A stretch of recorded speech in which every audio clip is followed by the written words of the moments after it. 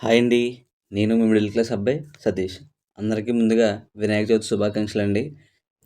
మీరందరూ కూడా మాలానే వినాయక చవితి చాలా గ్రాండ్‌గా అయితే జరుపుకోవాలని మనస్ఫూర్తిగా కోరుకుంటున్నానండి. చూస్తున్నారు కదా! ఈరోజు మేము ఈ సంవత్సరం ఈ వినాయక చవితి అయితే చాలా స్పెషల్‌గా జరుపుకుంటున్నామండి. ప్రతి సంవత్సరం గుడిలో లేదంటే మా వీధిలో వినాయకుడిని అయితే నిలబెట్టి పూజ చేసి 11వ రోజైతే మేము కాలువలో అయితే నిమజ్జనం చేసేవాళ్ళమండి. కానీ ఈ సంవత్సరం ఫస్ట్ డే కాలువలో నిమజ్జనం చేయకుండా కాలువలోనే దేవుడిని పూజించుకునేలా చేద్దామనేసి కొంచెం డిఫరెంట్‌గా ఆలోచించామండి. చూస్తున్నారు కదండీ! వినాయకుడిని అయితే ఒక తెప్ప తయారు చేసి తెప్పకి మధ్యలో వినాయకుడిని అయితే పెట్టడం జరిగిందండి. వినాయకుడైతే చేతిలో చూస్తున్నారు కదా! చాలా అందంగా అనిపిస్తున్నాడండి. చేతిలో నుంచి వినాయకుడిని పట్టుకున్నట్టుగా 4 వైపులన అరటి మొక్కలు కట్టి చూడడానికే కాదండి, చేయడానికి కూడా చాలా భయమేసింది. ఎందుకంటే వాటర్ ఫ్లోటింగ్ కొంచెం కాలువ ఎక్కువగా ఉందండి.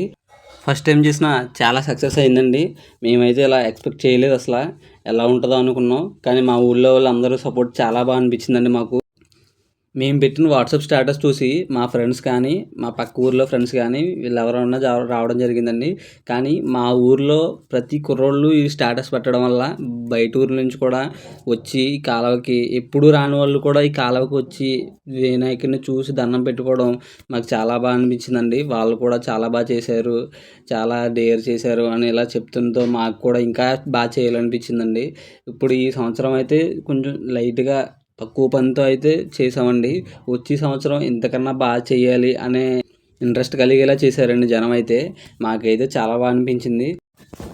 చూస్తున్నారు కదండీ! కాలువ మధ్యలో వినాయకుడిని స్టాండ్ చేసేసరికి కాలువ ఫ్లోటింగ్‌కి బంతిపూలన్నీ అయితే కాలువలో అయితే వెళ్ళిపోవడం జరిగిందండి. అయినా పర్వాలేదండి, వినాయకుడైతే సేఫ్‌గా ఉన్నాడు కాలువ మధ్యలో. చూస్తున్నారు కదా!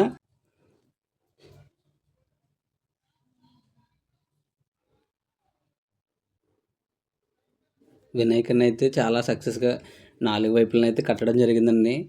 వినాయకుడు స్టాండ్ అవ్వడానికి అక్కడ మాకు చాలా టైం పట్టింది. అయినా కానీ టైం పట్టినా చాలా బాగా చూడడానికి బాగా కనపడేలా వినాయకుడిని అయితే స్టాండ్ చేసామండి. చాలా బాగున్నాడు. దూరం నుంచి కానీ చూడడానికి రోడ్డు అవతల నుంచి కూడా బాగున్నాడండి. చూస్తున్నారు కదా! ఈ వినాయకుడిని అయితే మేము గుడి దగ్గరే ప్రతి సంవత్సరం నిలబెట్టే ప్లేస్‌లో ఈ వినాయకుడిని అయితే నిలబెట్టడం జరిగిందండి.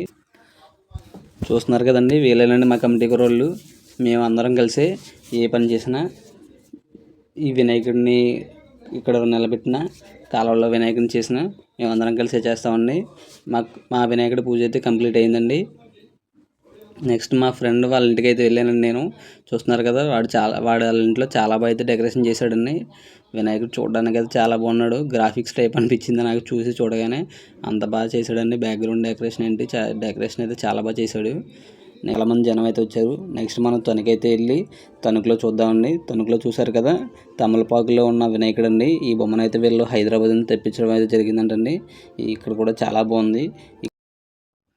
చూస్తున్నారు కదండి, మేమైతే మా ఊరు వెళ్తుండగా లాస్ట్లో ఈ బొమ్మ అయితే కనిపించిందండి. చూడడానికి చాలా బాగా అనిపించింది. ఎందుకంటే చిన్నపిల్లలతో హడావుడిగా చాలా బాగుందండి. ఈ వీడియో మీకు నచ్చినట్టయితే లైక్ చేసి సబ్స్క్రైబ్ చేసుకోవడం మర్చిపోవద్దండి. ఉంటాను